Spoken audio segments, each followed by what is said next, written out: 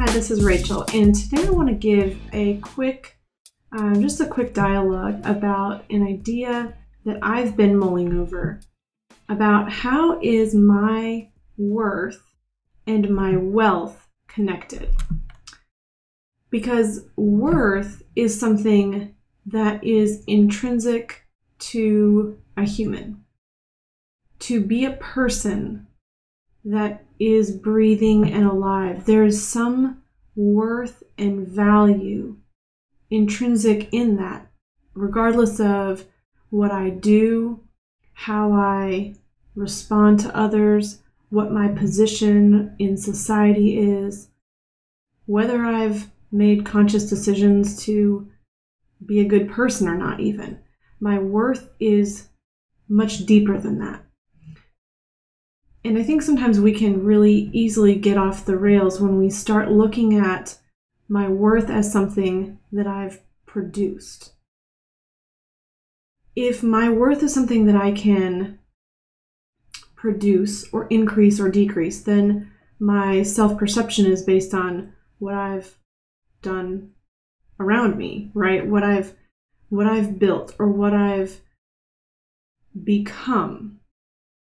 And I think if we get the ideas backwards and we start looking at my self-improvement and my leadership and my advancement and all of the things that I do to become better at my craft or to improve or to learn or develop myself, if I look at those things as my worth, I'm going to always be striving, and I'm always going to be feeling inferior and feeling less than. Because when we're in that position, our worth is something out there somehow. It's separate from us and we're trying to get to it.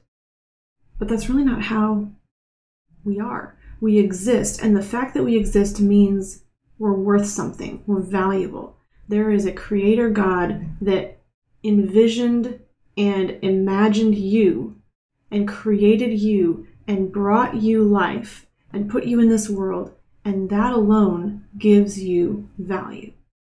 So now as you recognize that value, now we can build on that. Now we can say, here's what I've been given.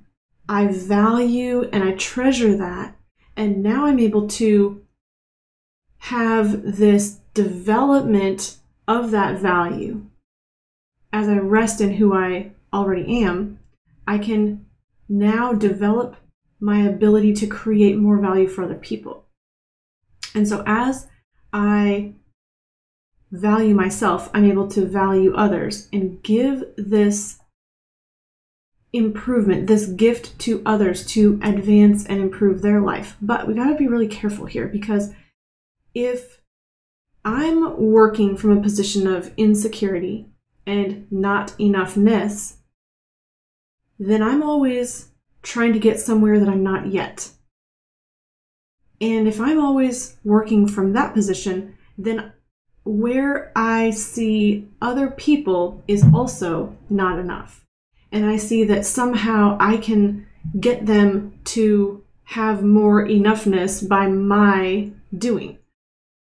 And I think that leads us to this really frustrating and dehumanizing position where we're always jockeying for who's better and who has more power in interpersonal relationship and who has more value and who has more worth. And this isn't something we really speak about, but it's internal. It's this internal feeling of I'm not enough because I am not comparing up to what this person has done or what they think the ideal version of my life is, or what they can produce in my life if I hire them as my coach or I purchase their training program.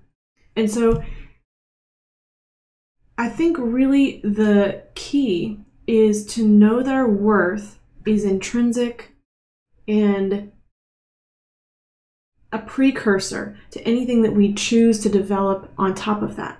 And only from that position of enoughness are we able to produce true work that's of value to ourselves and others. And so when I can recognize my value intrinsically, then it's not something that I have to do that gives me the satisfaction of knowing that I'm okay. It's something that now overflows as part of who I am because I am enough.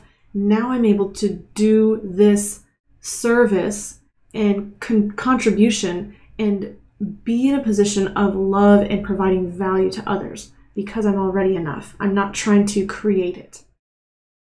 So it's just a really interesting perspective shift. What this allows us to do when we're working from that position of worth and value already being inside of us, we're then able to provide more value to others. When we look at The Go-Giver, this book written by Bob Berg and John David Mann, what we realize is that dollars come into our life, financial, tangible abundance comes into our life when we provide value to others. But the key is that it's not trying to create or concoct or imagine or produce some kind of external value. It's not when I give somebody else a couch or a nice house or a beautiful vacation in Hawaii. It's not those things. That's not what makes me valuable when I'm able to produce that external result in someone else's life. What makes me valuable is when I value who I am and I'm able to value another person. It's kind of this dynamic of respect and true admiration and really seeing the humanity of the person that we're serving. Not trying to change them, not trying to move them from one position to another outside of their will, not trying to give them something that we value that they don't value, but really how do we serve people out of that position of a genuine, deep, heartfelt respect and honor for who they are as a person. I think when we can see our own humanity and value ourselves in that position, we can truly have a love to value others.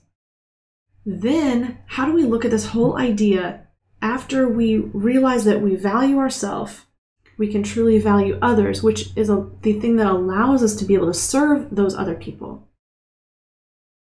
Now, as we're providing more service and we're contributing back into society or culture or back into the world, we're being a value giver and a value creator just by living and being who we truly are.